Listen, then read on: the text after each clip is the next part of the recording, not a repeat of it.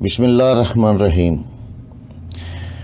خالد بن ولید رضی اللہ تعالیٰ عنہ ایک ایسے صحابہ رسول کی داستان ہے جس نے اسلام قبول کیا تو آپ جناب حضور اکرم صلی اللہ علیہ وآلہ وسلم نے سیف اللہ یعنی اللہ کی تلوار کے خطاب سے نوازا۔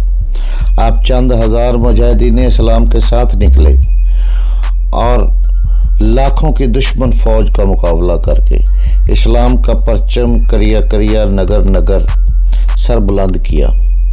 آپ کے نام سے دشمن اسلام دشمن قوتیں گھبرا جایا کرتی تھی۔ آپ جس ملک پر بھی حملہ کرتے وہاں فوجیں دوڑ جایا کرتی تھی۔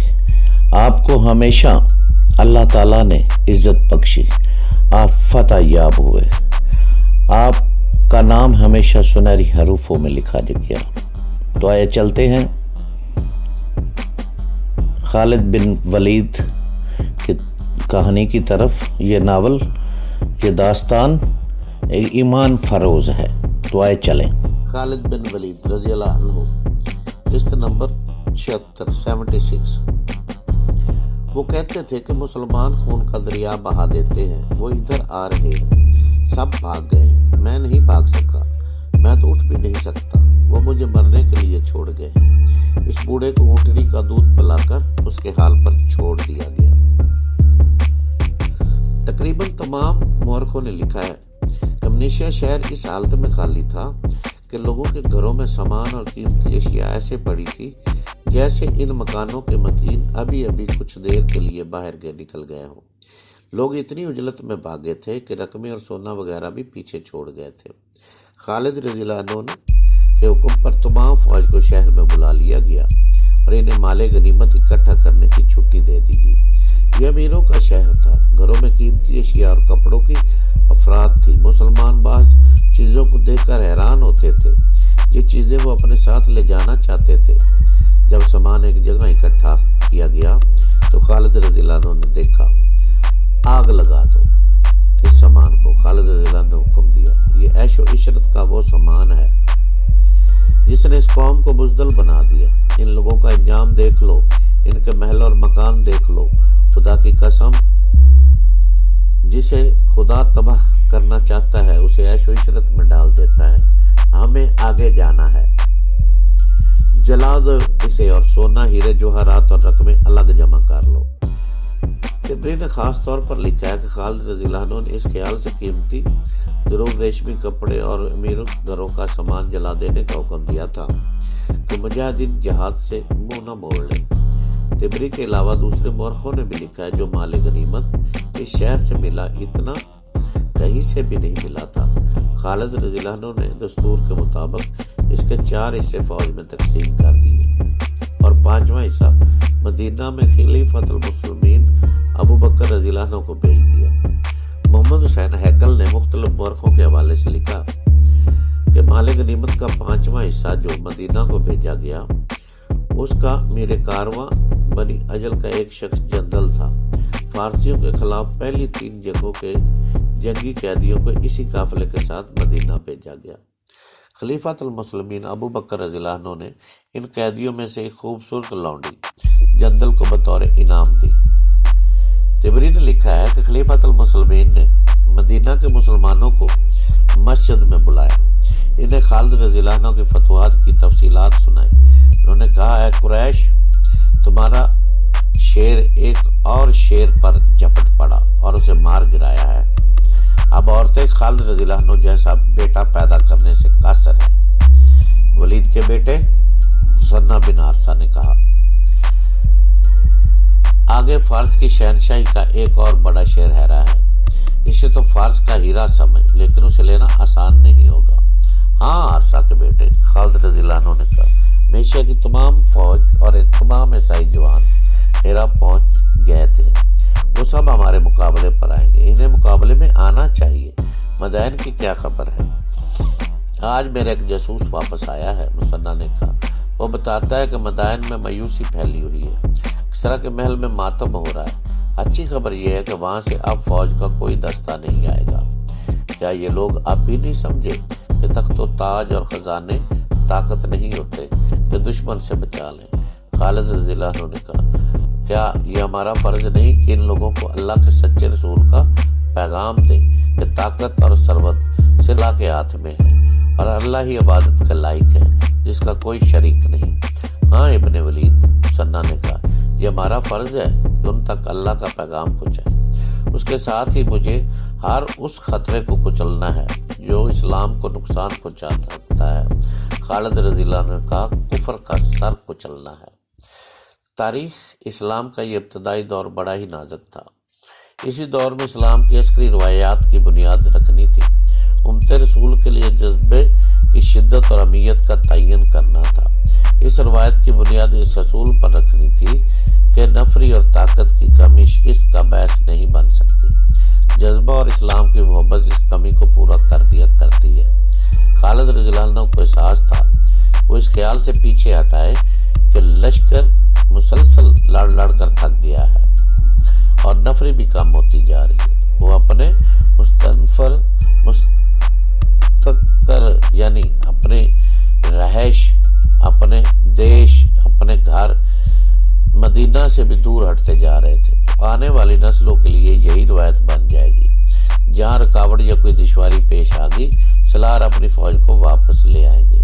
خالد رضی اللہ عنہ ایسی روایت قائم نہیں کرنا چاہتا تھا۔ خالد رضی اللہ عنہ کو خلیفۃ المسلمین کی پشت پناہی حاصل تھی۔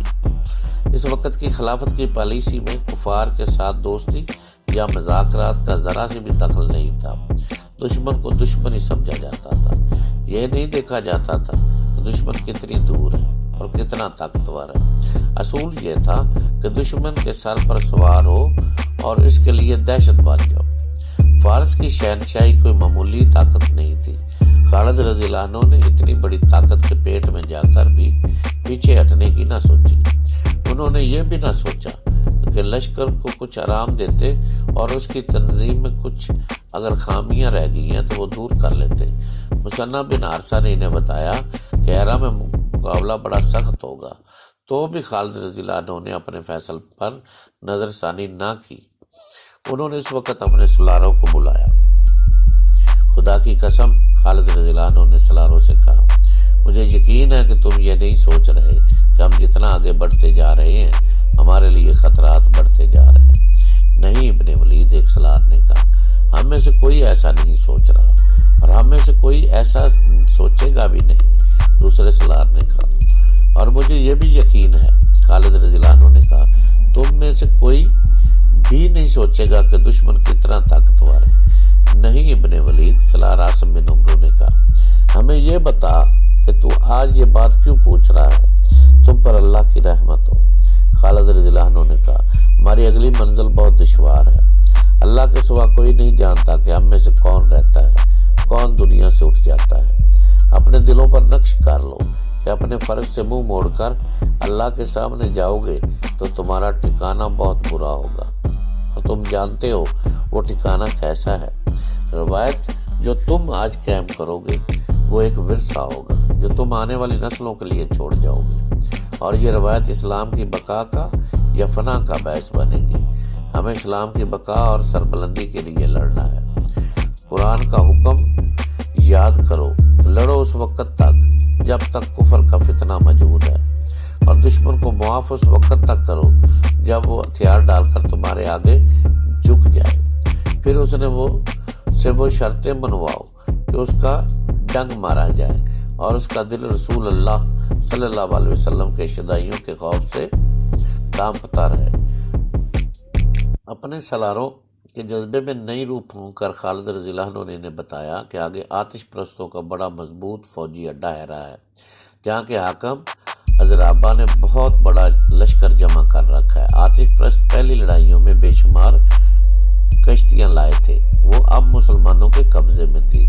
خالد رضی اللہ عنہ نے انہیں اپنے لشکر کو کشتیوں میں ہیرا تک لے جانے کا فیصلہ کیا۔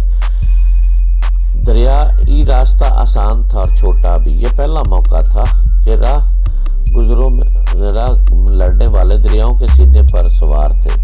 کشتیوں میں سوار لشکر کی حفاظت کے لیے خالد رضی اللہ عنہ نے یہ انتظام کیا کہ دریا کے دونوں کناروں پر 100-150 گھوڑ سواروں کو رکھا جنہیں کشتیوں کے ساتھ ساتھ جانا تھا۔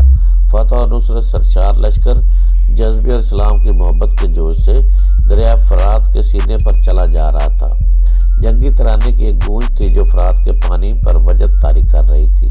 پھر یہ جنگی ترانہ کلمہ طیبہ میں بدل گیا۔ 18,000 مسلمانوں کی آواز، ایک عزم، ایک جذبہ، ایک تھا۔ ان کے دلوں میں ایک اللہ اور ایک رسول کا عشق تھا۔ دشمن سویا ہوا نہیں تھا۔ رکاکم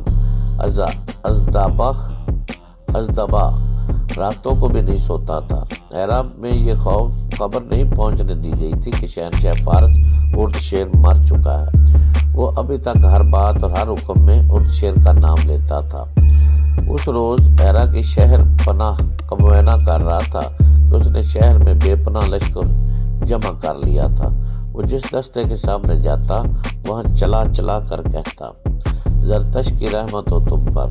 وہ بزدل تھے جو کاظمہ مزار اور علی میں صحرا کے بدوؤں کے ہاتھوں پٹ گئے تھے۔ ان کے مردہ جسموں کو زرتش کے شعلے چاٹ رہے ہوں گے۔ اے یسوع مسیح کے نام لیواؤں، تم ہمارے ساتھ کندھے سے کندھا ملا کر مسلمانوں کے خلاف لڑتے آئے ہو۔ یاد کرو اپنی ان بیٹیوں کو جو لونڈیاں بن کر مدینہ پہنچ گئی ہیں۔ یاد کرو ان جوان بیٹیوں کو جن کے مردہ جسموں کا گوشت بھیڑیے گیدڑ اور گوشت خور پرندے کھا گئے ہیں، اور انہیں بھی جو قیدی ہو کر مدینہ والوں کی غلامی میں جا پڑے ہیں۔ مسلمان فتح کے نشے میں بے خطر بڑھتے آ رہے ہیں۔ ان کے لیے ایسا خطرہ بن جاؤ کہ زندہ واپس نہ جا سکے۔ شہنشاہ فارس اردشیر تمہیں خود مبارک دینے آئیں گے، تمہیں انعام کرام سے مالا مال کر دیں گے۔ شہر پناہ اور برجوں کے معائنے کے دوران اس نے دیکھا دور ایک گھڑ سوار گھوڑے کو انتہائی تیز رفتاری سے دوڑاتا آ رہا تھا۔ دروازہ کھول دو،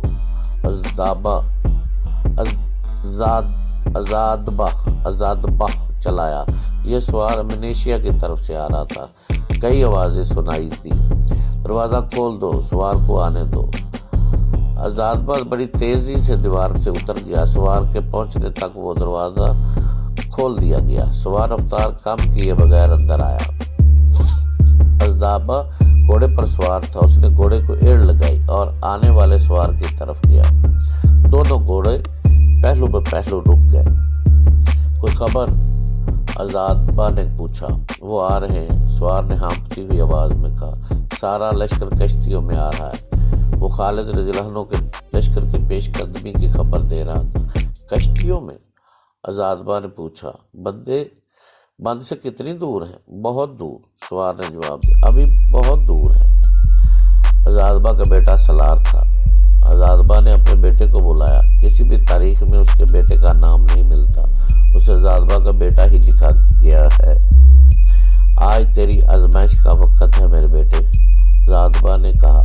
ایک سوار دستہ ساتھ لے اور طوفان سے زیادہ تیز رفتاری سے بند تک پہنچ، اور فرات کا پانی اس طرح پی لے کہ فرات سوکھ جائے۔ مسلمانوں کا لشکر کشتیوں میں آ رہا ہے، دیکھ تو پہلے پہنچتا ہے یا مسلمان۔ اس کا بیٹا ایک سوار دستہ لے کر بہت تیز رفتاری سے شہر سے نکل گیا۔